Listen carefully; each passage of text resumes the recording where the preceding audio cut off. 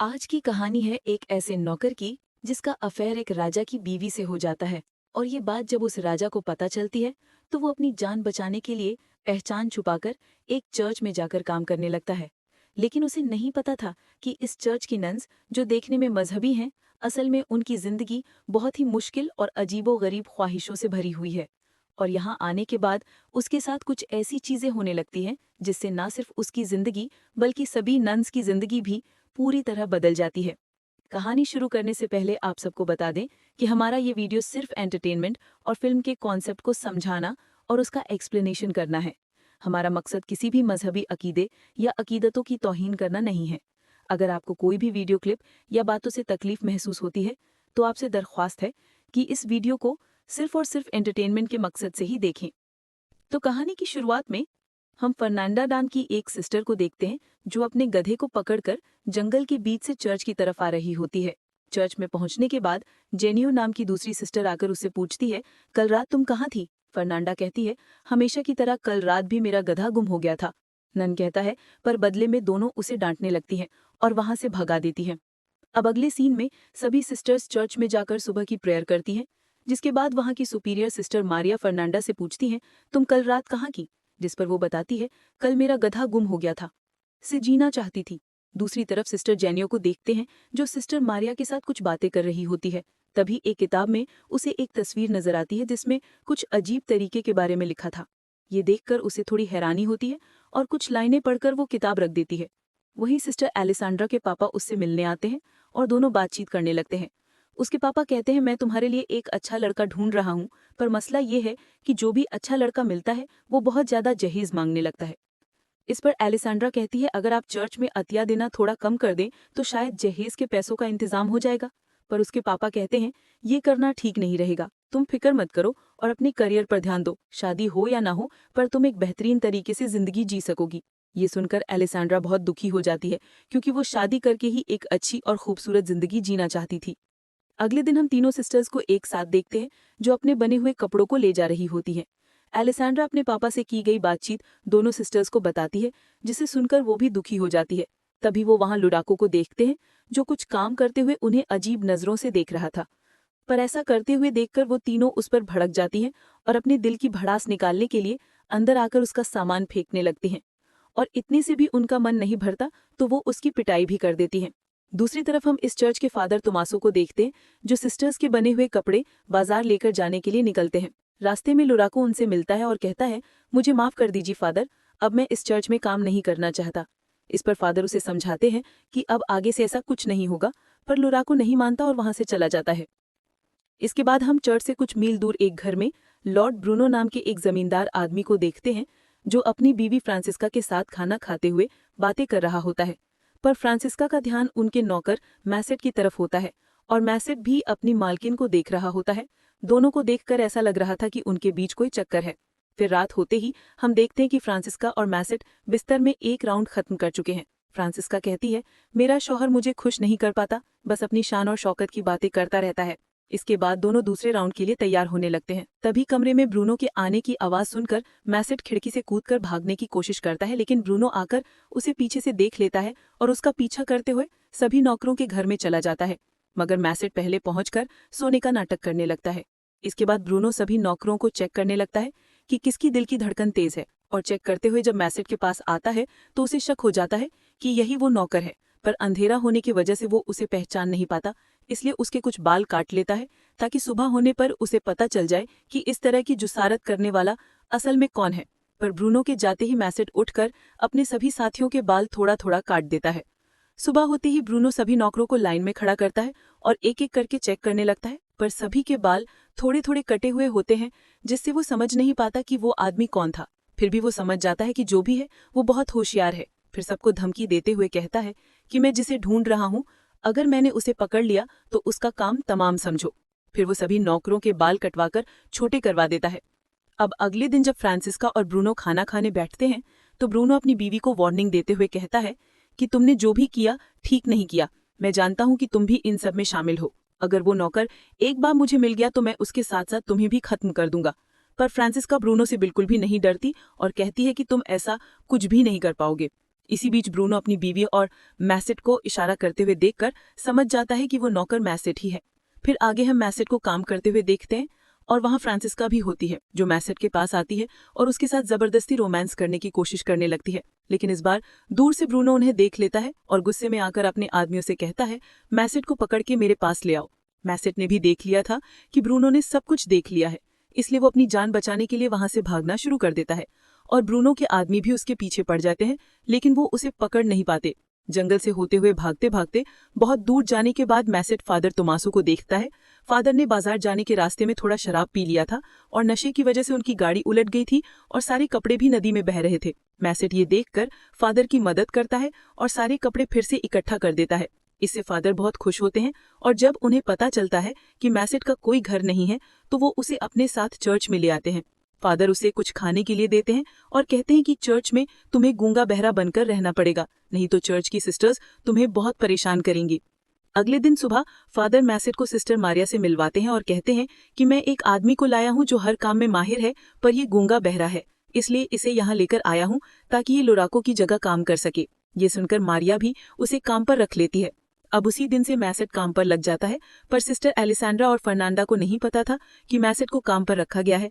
तो फर्नांडा उसे घुसपैठिया समझकर भागते हुए उसके पास आती है और एक कुल्हाड़ी से डराकर उसे पूछने लगती कि तुम कौन हो। तभी सिस्टर एलिसेंड्रा को लेकर आती है और मारिया आकर उन्हें बताती है कि ये उनका नया माली है जिसका नाम मैसेट है और ये गूंगा बहरा है। फिर मारिया की बात सुनकर फर्नांडा उसे छोड़ देती है। इसके बाद हम सिस्टर मारिया और एलिसेंड्रा को देखते हैं, जहां मारिया बताती है कि तुम सिस्टर्स ने मिलकर जो कपड़े बने थे वो फादर से बाजार जाते वक्त लुटेरों ने जबरदस्ती छीन लिए। मुझे अफसोस है कि तुम लोगों की मेहनत बेकार चली गई, पर अब से कपड़े बनाने के काम को बढ़ाने के लिए हम कुछ और लोगों को भी ले आएंगे ताकि कम वक्त में ज्यादा कपड़े बनाए जा सके। इसके बाद एलिसेंड्रा को वियो नाम की एक बूढ़ी नन के साथ कपड़े बनाने का काम करते हुए देखते हैं, पर इस दौरान उससे कपड़े बनाने की फ्रेम टूट जाती है तो उसे ठीक करवाने के लिए वो मैसेट के पास जाने लगती है। पर तभी सिस्टर जेनियो एलिसेंड्रा को जाते हुए देखकर छुपकर उस पर नजर रखने लगती है।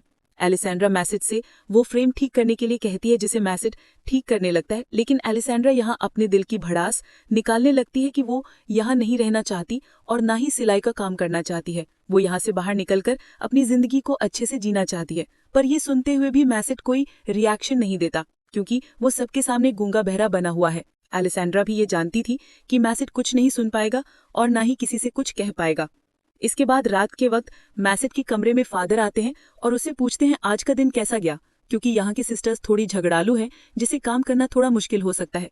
पर मैसेट कहता है, हाँ कुछ सिस्टर्स सच में काफी झगड़ालू है, लेकिन मैं अपना काम संभाल लूंगा। फादर कहते हैं कि फिक्र मत करो, वो तुम्हें नुकसान नहीं पहुंचाएंगी, पर कुछ भी हो मुझे बताते रहना और उनके सामने गूंगा बहरा बने रहना, जिससे वो तुमसे ज्यादा उलझे नहीं। वहीं फर्नांडा अपने कमरे में कुछ पढ़ रही होती है, तभी उसकी खिड़की में कोई पत्थर फेंकता है तो वो खिड़की खोलकर देखती है कि उसकी बचपन की फ्रेंड मार्ता उससे मिलने आई है। इसके बाद दोनों एलिसेंड्रा के कमरे में जाती हैं और तीनों मिलकर शराब पीने लगती हैं। कुछ देर में वहां सिस्टर जेनियो भी आ जाती है और सभी मिलकर मजे करने लगते हैं। फिर ड्रिंक करते हुए वो रोमांटिक बातें भी करने लगती हैं। मार्ता उन्हें लड़कों के बारे में कई सारी बातें बताने लगती है कि एक जड़ी बूटी है जिसे एक खास तरीके से इस्तेमाल करके लड़कों को अपनी तरफ आकर्षित किया जा सकता है, और ये सब सुनते हुए बाकी तीनों भी बहुत मजे लेती हैं। अगले दिन मैसेट जब काम कर रहा होता है तब एलिसेंड्रा वहां आती है और मैसेट से कहती है, मैंने तुम्हारे लिए ये रुमाल बनाया है। फिर वो रुमाल से मैसेट का पसीना पोंछने लगती है और पास बैठकर उससे बातें करने लगती है। दरअसल पिछली रात मार्ता की रोमांटिक बातों को सुनने के बाद उसके मन में शरारती ख्याल आ गए थे, इसलिए वो बात करते करते अचानक उसे बोस ले देती है, जिससे मैसेट भी इस मौके को बिना गवाए वहीं पर उसके साथ तूफान और जलजले के मजे लेने लगता है। लेकिन तभी चर्च की घंटी बजने से मैसेट घबरा जाता है और एलिसेंड्रा भी जल्दी से खुद को संभाल कर चर्च में प्रेयर करने चली जाती है। लेकिन प्रेयर करते वक्त फर्नांडा एलिसेंड्रा के स्कार्फ और नाखून में मिट्टी लगी हुई नोटिस करती है। अगले सीन में जेनियो और फर्नांडा कपड़े धो रही होती हैं, तभी वहां एलिसेंड्रा आती है जो बहुत खुश नजर आ रही थी। वो कहती है, कल रात बहुत मजा आया। फर्नांडा पूछती है, तुम यहाँ क्या कर रही हो और तुम्हारे कपड़े इतने गंदे कैसे हो गए, जिस पर वो कहती है कि मैं उस नए माली के साथ उसके कामों में हाथ बटा रही थी जिससे कपड़े गंदे हो गए। ये सुनकर उन दोनों को यकीन नहीं होता, क्योंकि एलिसेंड्रा कोई भी काम नहीं करती थी, पर फर्नांडा काफी चालाक थी। वो समझ चुकी थी कि एलिसेंड्रा जरूर कुछ छिपा रही है। फिर आगे हम फर्नांडा और मार्ता को जंगल में देखते हैं जो उस जड़ी बूटी को तलाश करती हैं। फिर वो उस जड़ी बूटी को उबालकर एक माय तैयार करती हैं। जिसके बाद मार्ता फर्नांडा की आंखों में उस माए की 2 डालती है और फिर उसकी उंगली में कट लगाकर थोड़ा खून लेकर उसके गालों पर लगाती है। लेकिन ये सब जिन्यू छुपकर देख रही होती है। इसके बाद फर्नांडा और मार्ता मासेटी कमरे में जाती हैं, जहां फर्नांडा उसे चाकू दिखाकर डराती है। फिर दोनों मिलकर मासेट को अपनी तरफ रागिब करने की कोशिश करने लगती हैं। मासेट को ये सब अजीब लगता है कि ये उसके साथ क्या कर रही है, पर धीरे धीरे वो भी अपना कंट्रोल खो देता है, जिसके बाद तीनों मिलकर इस तूफान और जलजले का भरपूर मजा लेते हैं। फिर अपना काम खत्म होने के बाद दोनों घर से बाहर आ जाती हैं। तभी वहां आकर उन्हें जिन्यू मिलती है और पूछती है, तुम दोनों यहाँ क्या कर रही हो? जिस पर वो उसकी बातों का कुछ खास जवाब नहीं देती और बहाना बनाकर वहां से चली जाती हैं। लेकिन जिन्यू समझ जाती है कि वो उससे कुछ छुपा रही है। अगली सुबह हेड फादर बिशप चर्च घूमने आते हैं तो फादर तोमासो और मारिया उनका इस्तकबाल करते हैं।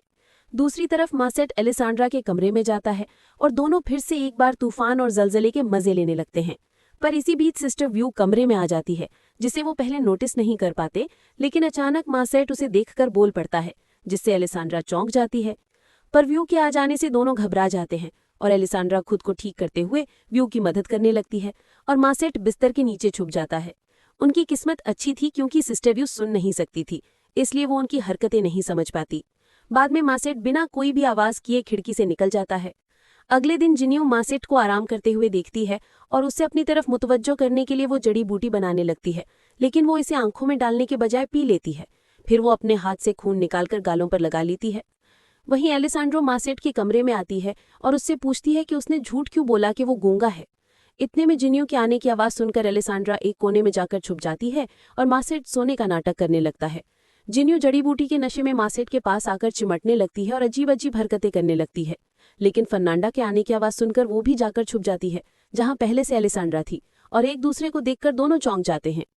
इसके बाद फर्नांडा कमरे में आती है और चाकू से डराकर मासेट के हाथ बांधकर उसकी आंखों पर पट्टी लगा देती है और फिर उसे डरा धमकाकर जंगल की तरफ ले जाने लगती है। पर एलेसांड्रा और जिन्यू छुपकर उसका पीछा करती हैं। फिर जब वो जंगल के बीच पहुंचते तब तक रात हो चुकी थी। वो देखते हैं जंगल के बीचों बीच आग जली हुई है और वहां कई सारी लड़कियां बगैर कपड़ों के नाच रही हैं और पास में उन्होंने मासेट को भी बांध के रखा हुआ था। एलेसांड्रा कहती है कि ये लोग क्या कर रहे हैं। जिन्यू कहती है, मैंने इस तरह के तरीके के बारे में एक बार पढ़ा था जिसमें इंसानों की कुर्बानी देकर कुछ लड़कियां चुड़ैल की ताकत हासिल करती हैं। और यहाँ पर हमें पता चलता है कि फर्नांडा रोज गधे के बहाने ये सब करने आती थी और अब मार्ता भी इसमें शामिल हो चुकी है। मार्ता और फर्नांडा मासेट को कुर्बान देने ही वाली होती हैं, तभी मासेट डर के मारे बोल पड़ता है कि मुझे छोड़ दो। ये सुनकर उन्हें भी पता चल जाता है कि मासेट गूंगा बहरा नहीं है। वहीं नशे की हालत में जिन्यू भी कपड़े उतारकर उन लड़कियों के साथ नाचना शुरू कर देती है और ये देखकर सभी लड़कियां भागने लगती हैं और मार्ता जाकर जिन्यू से झगड़ने लगती है कि वो यहाँ क्यों आई है। इसी बीच फर्नांडा मासेट को कुर्बान देने वाली होती है, तभी एलेसांड्रा वहां पहुंचकर फर्नांडा से चाकू छीन लेती है और मासेट को बचा लेती है। वहीं जिन्यू और मार्ता की लड़ाई में जिन्यू मार्ता को डंडे से मारकर बेहोश कर देती है। फिर उसके कपड़े पहनकर वो गधे को लेकर चर्च की तरफ भाग आती है। चर्च पहुंचकर वो चिल्लाने लगती है कि फर्नांडा एक चुड़ैल है और ये सब आवाज सुनकर फादर बिशप बाहर आते हैं। तो जिन्यू आकर उन्हें बताने लगती है कि फर्नांडा एक चुड़ैल है। इतने में फर्नांडा, एलेसांड्रा और मासेट भी वहां पहुंच जाते हैं। एलेसांड्रा फादर से कहती है ये झूठ बोल रही है और आज इसने वो जड़ी बूटी लिया और नशे की हालत में बकवास कर रही है। पर जिन्यू कहती है, नहीं, मैं झूठ नहीं बोल रही हूँ, ये सब एक साथ मिले हुए हैं और ये दोनों इस माली के साथ करीबी ताल्लुकात भी कायम कर चुकी हैं। ये सुनकर फादर बिशप मारिया को बुलाकर बाहर लाते हैं और पूछते हैं कि ये सब क्या हो रहा है। तभी फादर तुमासु भी मारिया के कमरे से बाहर आते हैं, जिसे देखकर सभी लोग हैरान रह जाते हैं और फादर बिशप भी समझ जाते हैं कि इस चर्च में अब तक क्या हो रहा था। इसके बाद अगले दिन फादर बिशप एक एक करके सबको सजा सुनाते हैं और खुदा से माफी मांगने के लिए कहते हैं और फादर तुमासु को सबसे बड़ी सजा मिलती है क्योंकि उन्होंने फादर होने का गलत फायदा उठाया था। उन्हें सजा के तौर पर एक ऐसे आश्रम में भेज दिया जाता है जहां सिर्फ मर्द रहते हैं और मासेट को फिर से लॉर्ड ब्रूनो के हवाले कर दिया जाता है, जहां लॉर्ड के सिपाही उसे कैदी बना लेते हैं। इसके बाद हम तीनों सिस्टर्स को देखते हैं जो एक दूसरे से माफी मांगती हैं। सिस्टर जिन्यू भी फर्नांडा से कहती है, मुझे माफ कर देना। फिर तीनों मासेट के बारे में सोचने लगती हैं कि शायद लॉर्ड ब्रूनो उसे मार डालेगा, इसलिए वो उसे बचाने का एक मंसूबा बनाती हैं। उधर लॉर्ड ब्रूनो ने मासेट को जेल में बंद कर दिया था और फिर वहां आकर कहता है, मैंने अपनी बीवी को कुत्तों और जंगली जानवरों के साथ बांध दिया है ताकि उसे तकलीफ दे मौत मिले, और अब तुम्हारी बारी है, पर मैं तुम्हें नहीं मारूंगा और जिंदा रखकर उससे भी ज्यादा अजियत दूंगा। ये कहकर वो वहां से चला जाता है। इसके बाद मासेट उन सिपाहियों से दरख्वास्त करने लगता है कि वो उसे आज़ाद कर दें, लेकिन वो इनकार कर देते हैं और उल्टा उसका मजाक उड़ाने लगते हैं। फिर कुछ देर बाद एक कछुए पर जलती हुई मोमबत्ती देखकर सिपाही उसके पीछे पीछे चले जाते हैं। असल में उस कछुए को सिस्टर्स ने छोड़ा था और उनके जाते ही तीनों सिस्टर्स आकर मासेट को बाहर निकाल लेती हैं और उसकी जगह एक पुतला रखकर मासेट को सिस्टर्स के कपड़े पहना देती हैं। फिर उसे लेकर जंगल की तरफ भागने लगती हैं।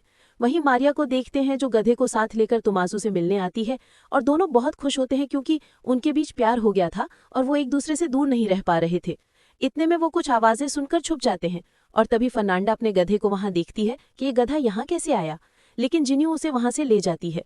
फिर उनके जाने के बाद मारिया और तुमासो बाहर आते हैं और वो समझ चुके थे कि उन तीनों सिस्टर्स ने मासेट को छुड़वा लिया है, पर उनकी शरारत देखकर वो एक दूसरे को देखकर मुस्कुराते हैं और दोनों एक साथ वहां से जाने लगते हैं।